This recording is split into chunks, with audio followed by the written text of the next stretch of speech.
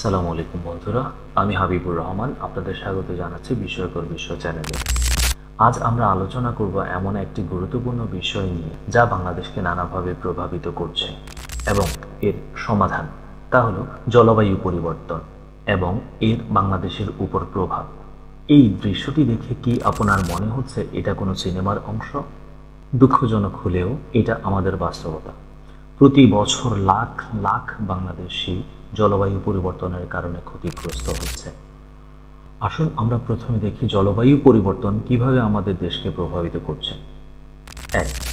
বন্যা ও জলাবদ্ধতা বৃদ্ধি। প্রতি বছর আমাদের নদী-নালা উপচে পড়ছে, গ্রাম শহর প্লাবিত হচ্ছে।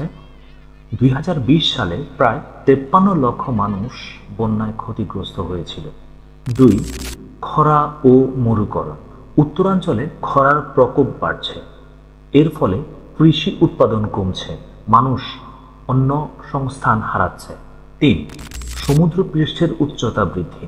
২১০০ সালের মধ্যে সমুদ্রপৃষ্ঠের উচ্চতা ১ মিটার বাড়তে পারে। এতে আমাদের উপকূলীয় এলাকায় ১৭% জনগণ জলমগ্ন হওয়ার আশঙ্কা রয়েছে। ৪. কৃষি উৎপাদন হ্রাস। তাপমাত্রা বৃদ্ধি ও অনিয়মিত বৃষ্টিপাতের কারণে ফসলের উৎপাদন কমছে, এটি আমাদের খাদ্য নিরাপত্তার জন্য হুমকি। ৫. স্বাস্থ্য সমস্যা বৃদ্ধি। তাপ প্রদাহ, বন্যা ও খরার কারণে বিভিন্ন রোগের প্রকোপ বাড়ছে, যেমন ম্যালেরিয়া, ডেঙ্গু যেন নিত্য নৈমিত্তিক সঙ্গী হয়ে দাঁড়িয়েছে। ৬০ বছর বয়সী রহিম চাচা বললেন, বাবা, আগে এই জমিতে ২ বার ফসল হতো, এখন একটাও ভালো হয় না। জলবায়ু পরিবর্তন আমাদের জীবনযাত্রা পাল্টে দিয়েছে। কিন্তু বন্ধুরা, হতাশ হওয়ার কিছু নেই, আমরা এখনো পরিস্থিতি পাল্টাতে পারি। চলুন দেখি বাংলাদেশের জন্য 10টি জরুরি সমাধান। ১. নবায়নযোগ্য জ্বালানি ব্যবহার বৃদ্ধি। সরকার ২০৪১ সালের মধ্যে ৪০% বিদ্যুৎ নবায়নযোগ্য উৎস থেকে উৎপাদনের লক্ষ্য নির্ধারণ করেছে। আমরাও ঘরে সৌর প্যানেল ব্যবহার করে এই প্রচেষ্টায় অংশ হতে পারি। ২. বৃক্ষরোপণ ও বনায়ন। গাছ কার্বন ডাই অক্সাইড শোষণ করে।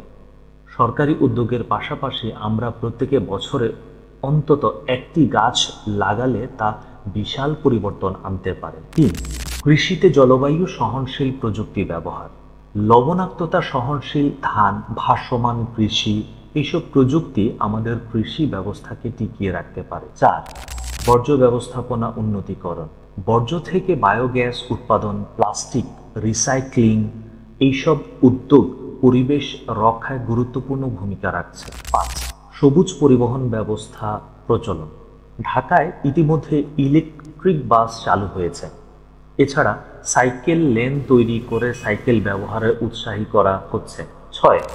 জলবায়ু শিক্ষা ও সচেতনতা বৃদ্ধি। স্কুল কলেজে জলবায়ু শিক্ষা বাধ্যতামূলক করা হয়েছে। এছাড়া গণমাধ্যমেও এই বিষয়ে সচেতনতামূলক প্রচারণা চলছে। ৭. উপকূলীয় বাঁধ নির্মাণ ও শক্তিশালীকরণ। সরকার ৪০০ কিলোমিটার উপকূলীয় বাঁধ নির্মাণে পরিকল্পনা করছে। এটি সমুদ্রপৃষ্ঠের উচ্চতা বৃদ্ধির প্রভাব মোকাবেলায় সাহায্য করছে। ৮. পানি সংরক্ষণ ও দক্ষ ব্যবহার। বৃষ্টির পানি সংরক্ষণ, পুনঃব্যবহারযোগ্য পানি ব্যবস্থা, এইসব উদ্যোগ পানি সংকট মোকাবেলায় গুরুত্বপূর্ণ। ৯. জলবায়ু অভিযোজন প্রকল্প বাস্তবায়ন। বন্যা প্রবল এলাকা ভাসমান বাড়ি, খরা প্রবণ এলাকায় ড্রিপ ইরিগ্রেশন, এইসব উদ্ভাবনী প্রকল্প জলবায়ু পরিবর্তনের সাথে খাপ খাইয়ে নিতে সাহায্য করছে। ১০. আন্তর্জাতিক সহযোগিতা বৃদ্ধি। জলবায়ু পরিবর্তন একটি বৈশ্বিক সমস্যা, তাই এর মোকাবেলায় আন্তর্জাতিক সহযোগিতা অত্যন্ত জরুরি। বন্ধুরা, জলবায়ু পরিবর্তন একটি বৈশ্বিক সমস্যা, কিন্তু সমাধানও আমাদের হাতে।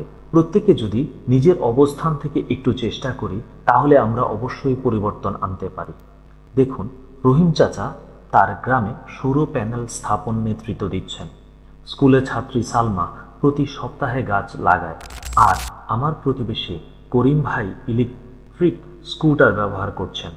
আপনারা কি মনে করেন, আমাদের এলাকায় জলবায়ু পরিবর্তনে কি প্রভাব দেখছেন? আপনি কিভাবে এই লড়াইয়ে অংশ নিচ্ছেন? কমেন্ট সেকশনে জানান। মনে রাখবেন, প্রতিটি ছোট পদক্ষেপই বড় পরিবর্তন আনতে পারে। আসুন আমরা সবাই মিলে আমাদের সুন্দর বাংলাদেশকে রক্ষা করি। এই ভিডিওটি যদি আপনাদের ভালো লেগে থাকে তাহলে লাইক, শেয়ার ও সাবস্ক্রাইব করতে ভুলবেন না।